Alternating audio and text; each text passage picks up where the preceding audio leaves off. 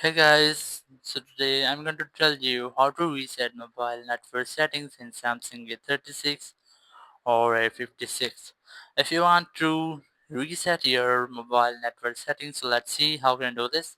You just have to open your device settings here, and here just scroll down and look for general management, just like this. Just tap on it, and here just select reset, and here just select reset mobile network settings, and then tap on reset settings. So it will demand to enter the pin if you have, but I don't have a pin. Just tap on reset to reset your mobile network settings. Here you can see the mobile network setting has been reset, so it will reset your all network settings including Bluetooth, internet, cellular, Wi-Fi, hotspot, and everything which you have.